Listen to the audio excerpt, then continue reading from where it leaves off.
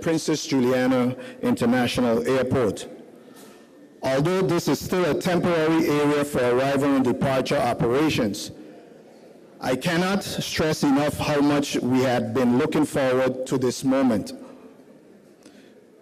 You will recall on September 6, 2018, we were rudely and violently thrown out of this very building by Hurricane Irma.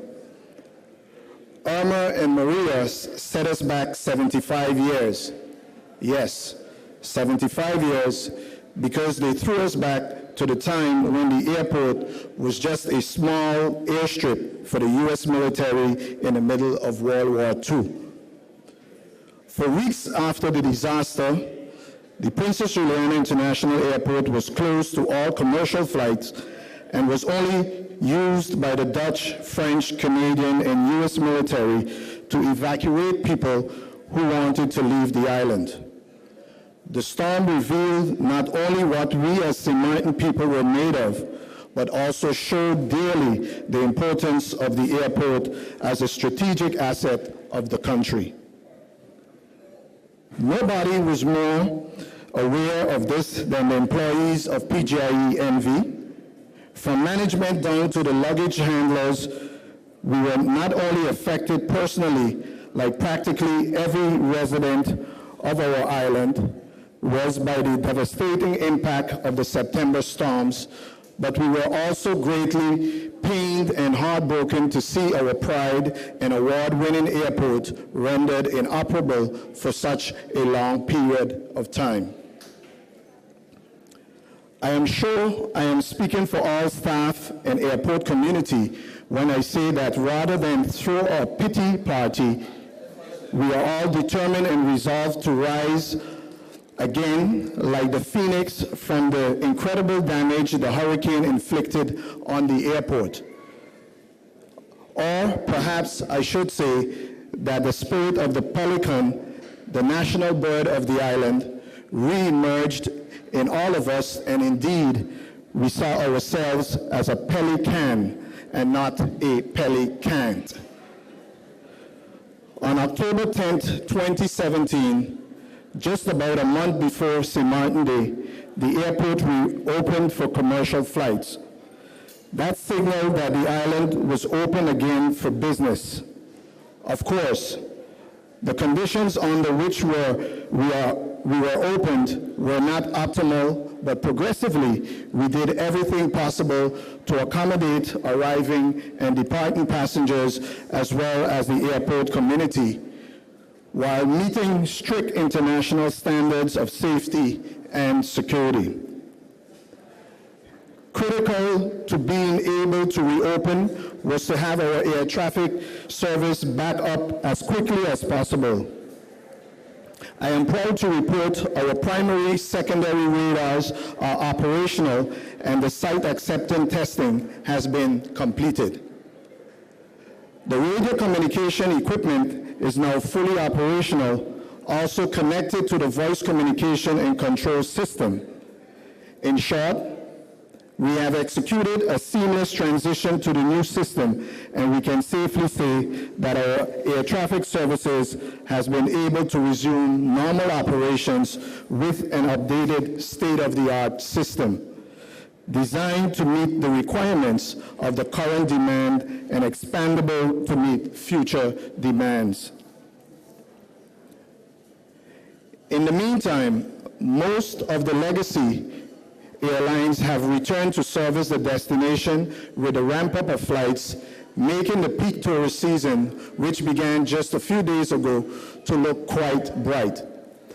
Long-haul flights frequency in the first quarter of 2019 will be at 81% of what it was in 2017, culminating in March 2019 at 98% of the level it was for the same month in 2017.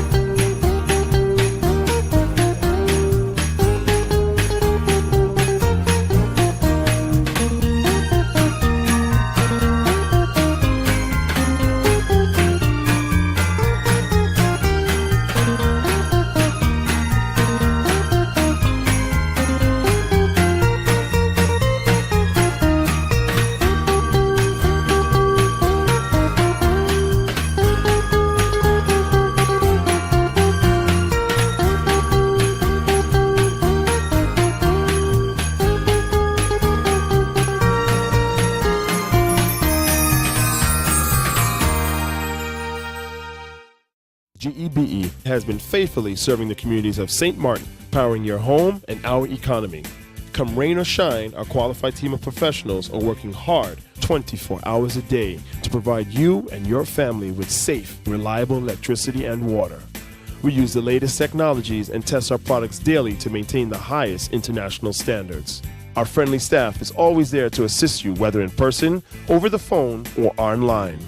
We are committed to constantly improving our products and services, making them more efficient, effective, and environmentally friendly to serve you better today and our next generation of clients tomorrow.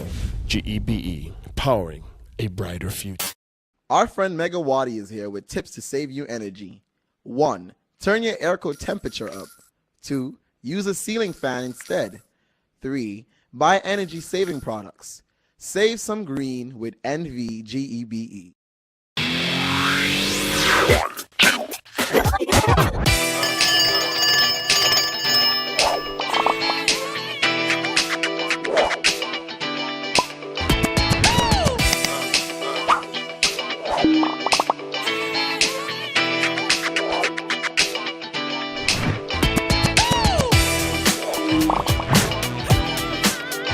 Tell them, connecting you.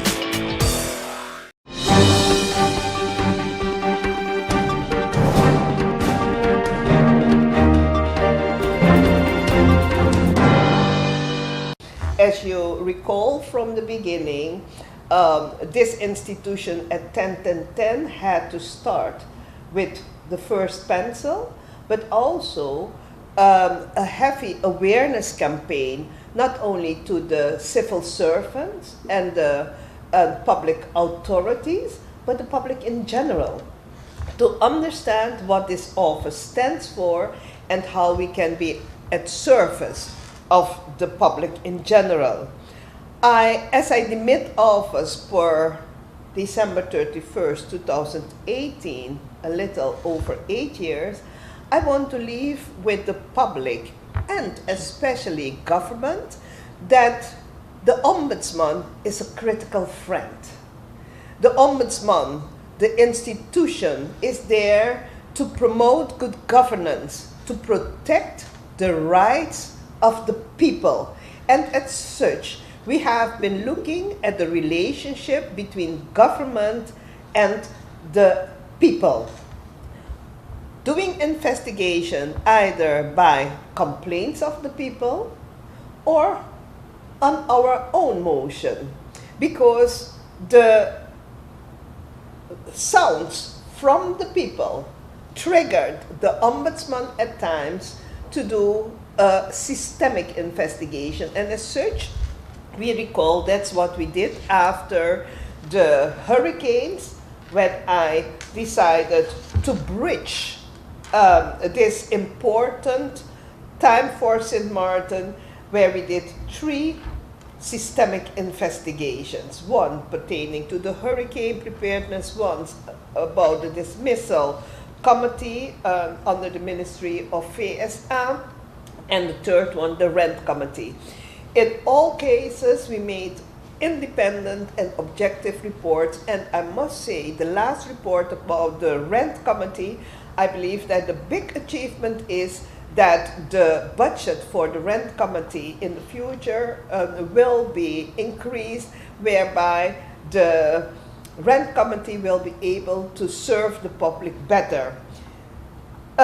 We have realized over the 8 years that it is important that government continue to look at the LEO, de Landsverordening, Inrichting en Organisatie, Land Sint Maarten.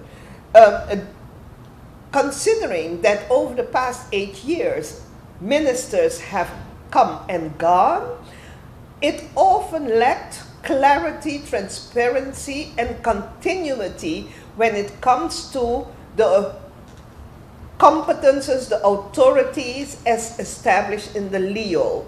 And specifically, I look at the authority as the Secretary General, the Secretaries General of the different ministries, their authority for the public administration versus the cabinet of the ministers, something that is very important, as well as the supporting services provided by, for example, the Department of Personnel Affairs to the different ministries. These are issues that I highlighted over the past 8 years very much.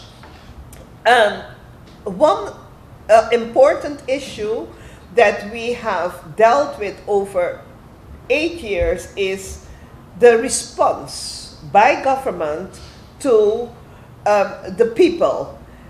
We have to realize, government has to realize that a person is better served with a motivated and objective no than to remain in limbo. Something very important.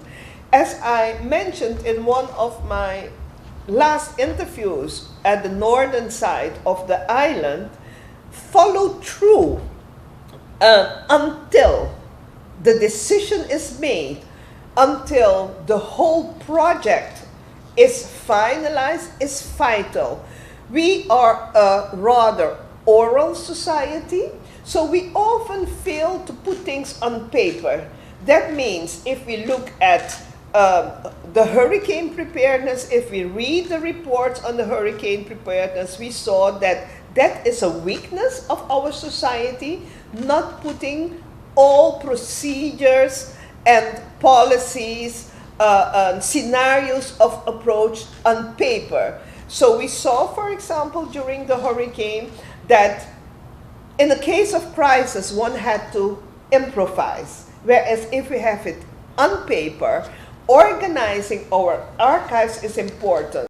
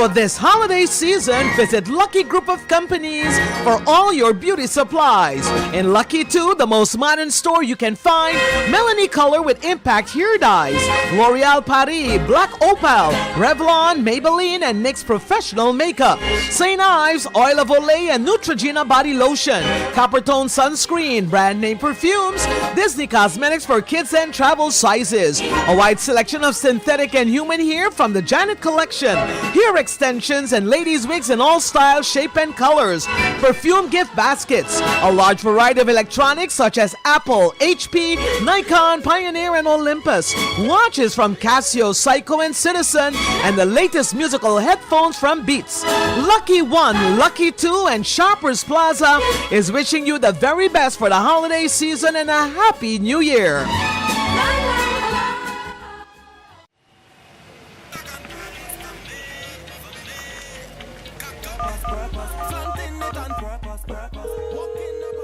Hey ma, how you doing? You busy? I hear, just paying some bills, taking care of business, you know what it is? I know, you're doing your online banking. I don't have to stand in those long lines to pay bills. I can transfer when I want. I can check my account wherever. It's like the bank open 24/7. I even here checking the statement right now as we're talking. How's Miami? Well, that's why I'm calling.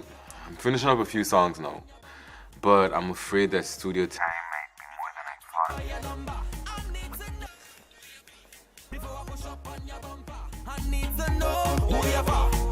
thought. And I was wondering if I could get some help with some funds, and I could pay you back as soon as I get back to St. Martin.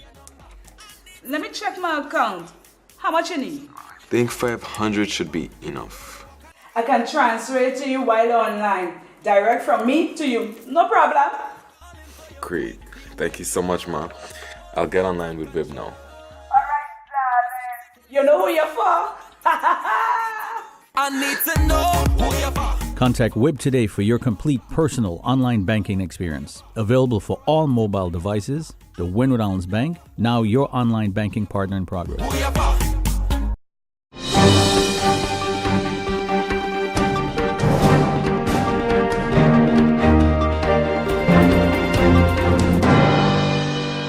This plea originated from the need of Aruba and the former Netherlands Antilles to have more democratic control, more democratic input on kingdom matters. To date, this has not materialized. The former Netherlands Antilles and Aruba were of the opinion that they had very little influence in kingdom matters. And as such, their viewpoint could easily be rejected or dismissed or brushed aside. The Dutch parliament is de facto, as I said before, the kingdom parliament. The parliaments of the Caribbean countries have repeatedly expressed the opinion that there is a question of democratic deficit on kingdom level. In 2001, the Council of State defined democratic deficit within the kingdom as follows: the lack of complete equivalence in democratic representation of the population in decision-making on kingdom level. The constellation of the Kingdom Council of Ministers consists of 16 Dutch ministers, 8 junior ministers of the Netherlands, and 1 minister plenipotentiary. 1 minister plenipotentiary for each Aruba, Curaçao, and St. Martin. The Prime Minister, the Minister of Defense, the Minister of Foreign Affairs, and the Minister of Kingdom Relations, representing the kingdom matters established in the Charter of the Statute, are considered ministers of the Dutch Kingdom. But when there is a discussion, all the ministers are present, and all of the 16, and also sometimes the Secretary of State are present. So you know how you can feel sometimes overwhelmed. I was there, so I can tell you. There is very little influence of the representative of the people of the Caribbean countries in the decision-making on kingdom level, as they are outnumbered in the Kingdom Council of Ministers. In June 2008, the Parliamentary Consultation of Kingdom Relations, consisting of representatives of the parliaments of then, before 10, 3 countries in the kingdom, the Netherlands, Antilles, and Aruba, installed an independent committee, the Committee Democratic Deficit, to report on democratic legality of decision-making in the kingdom. The committee was to submit proposals regarding solutions to mitigate or, if possible, eradicate the democratic deficit without amending the charter. On November 11, 2009, the Committee Democratic Deficit presented the report Choosing the Kingdom, in which it gave an elaborate discourse on opinions about democratic deficit. The report, Choosing the Kingdom, mentioned the following shortcomings of the democratic functioning within the kingdom. I need to say that I was the chairperson of that committee. Shortcomings, according to us on that day, on that time, identify which are still prevalent today are the very limited amount of kingdom legislation. In a year, if you have 4, you have a lot. Modern times places new demands on democratic decision-making. The possibility of influencing kingdom policy by Aruba, Curaçao, and St. Martin is very limited. The influence of Aruba, Curaçao, and St. Martin on formation of ordinary kingdom legislation is not being completely utilized. We should use the statute possibility a little more. When the required consensus is not obtained, are very unclear. When you have consensus in the beginning, we have consensus, but at a given moment, if things change and the consensus is not there, then you can't come and say that it still exists, because consensus is consensus through the whole process and not only at the beginning. And that's how it ends is not clear, it's not stipulated. That's what I mean there. There is more room for delegated regulation on kingdom level than the legislator in the individual countries consider desirable. Citizens of Aruba, Curaçao, and St. Martin often do not make use of their voting right for the Dutch second chamber. Citizens on the islands who are Dutch nationals can participate in the second chamber and the European Parliament elections by registering as a voter beforehand in The Hague and can pick up the ballot at the Dutch representation office. But there are some other shortcomings that are not mentioned in the report, and those are the absence of a directly chosen kingdom parliament with representation of the people of the 4 countries of the Kingdom of the Netherlands. Lack of approachable multilingual information about the kingdom. Everything is in Dutch. The absence of a court of arbitration to solve mutual judicial conflicts, and they're fighting for that now in the dispute regulation, or constitutional issues among the countries of the kingdom.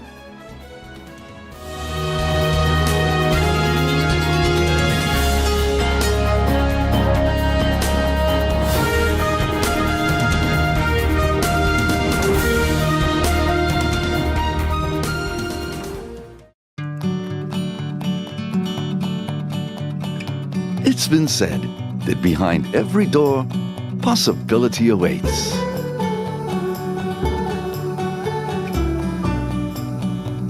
How much possibility depends on which door you open first. Every day, we help our customers discover the possibilities in their lives. It all starts with a conversation. Scotiabank. Discover what's possible.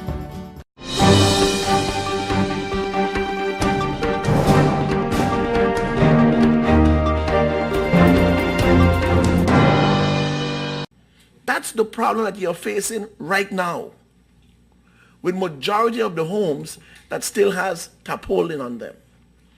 Most of the land is leased land. And way back years before, you had families or individuals, but they have left, gone to United States, gone to Europe, living in Curaçao, living in Aruba, and they have been seen as a majority of them have passed away, and their children don't know nothing about the property. And then you will have a distant relative in St. Martin taking control of the property and have simply tell them you can't build here no more, we don't want this done no more. So majority of the time you will see those houses simply in the same state that they're in. You cannot touch it. And as minister,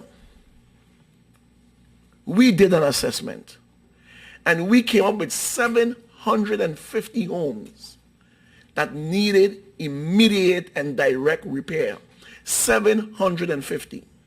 And then we categorized those homes where you had individuals what needed 100% assistance with getting their roofs back on. And then you had individuals that was telling you, listen, just give me the material and I would put the roof back on. And then you had another group what couldn't afford to repair their home on their own, but was willing to pay to get it done. The problem we was facing at that time, none of the hardware stores or institutions on the island had the required or the amount of material that was needed to start the roof repair program. We had 3 million guilders reserved for the purchasing of material. We brought in contractors. We brought in wholesalers to bid on the roof repair program. There was a bidding done on the roof repair program. Local companies and local individuals won that bid. Members of parliament derailed that, start questioning why this, why that, and why all sort of different things. That's the reason why it wasn't done. But everything was put in place for it to be done. The material was coming from the United States on a barge.